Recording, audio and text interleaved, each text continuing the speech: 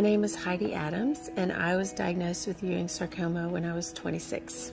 After you reach a certain age and know a little bit about cancer, it's natural to consider the possibility that you might not survive the disease. That definitely happened to me. When I was diagnosed, I felt shocked and cheated because I had to think about the possibility of dying. I felt that I had somehow crossed a line that none of my friends were even aware existed. It was a loss of innocence for sure. Even though I never really thought that I was going to die from this disease, I started exploring death and spirituality and afterlife.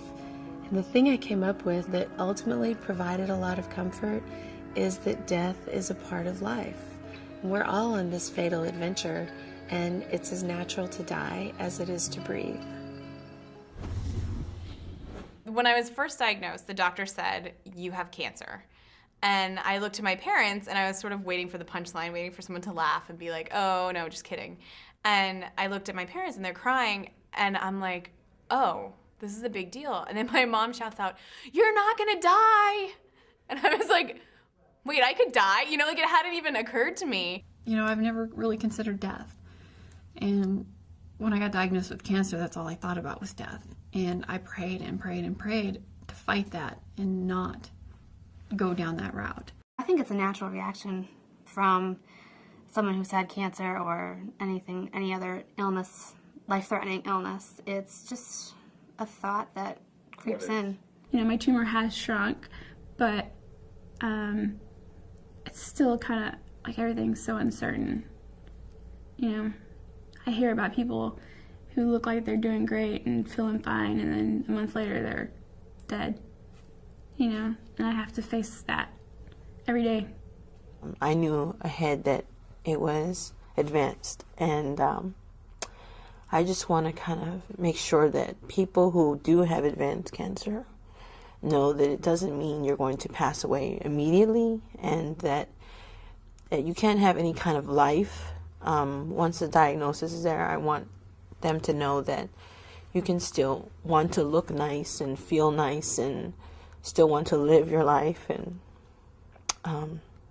still, you know, try to reach those goals and dreams that you still had. It's an emotional roller coaster when you get diagnosed. You know, early on, fear of death, of course, and reading statistics on the internet and getting information, and you know, if I'm going to die, and you realize that every bout of cancer is completely different. I mean, everyone's got their specific things. No human body's the same. No cancer diagnosis is the same. I feel like there's times where I even forget that I'm sick. And that helps me to live my life and to continue on. And I think that I need that strength to continue on, to continue living. It's a gift to really look at death as a way to awaken to life. In other words, by looking at death, by facing death, I thought to myself, what do I want to do with my time? Why am I here? What's most important to me? And then it offered me an invitation. I can sit around and continue doing certain things that aren't serving me, or I can make some changes and really awaken to life more fully. And that's how I try to live. I've done a lot of things that since being diagnosed. I've gone to Europe a few times. I've run 6 marathons since being diagnosed. I've gotten engaged and I'm going to get married. The one thing I try and tell myself is, as long as you're alive, something good can happen. That's it. I mean, yeah, a lot of bad things can happen too, but as long as you stay alive, something good can happen. I was gonna die. When I found out I had cancer, I was going to die. My granddad had had cancer a couple of years before that. He died within a couple of weeks as soon as they found it. I was diagnosed, I was gonna die.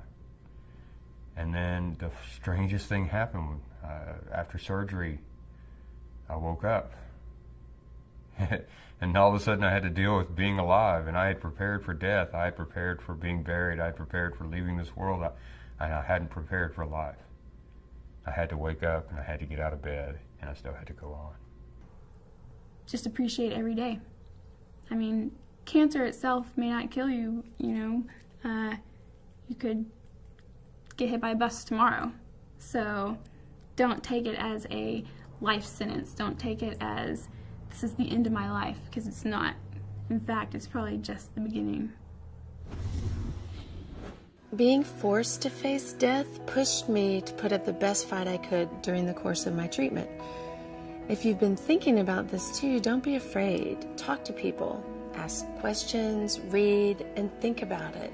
One way to demystify something and make it less scary is to throw the curtain back and really look at it.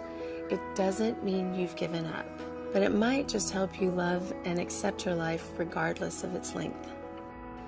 If you're scared or have questions about death or dying, it's important you talk to your doctor or contact these cancer-related organizations for more information.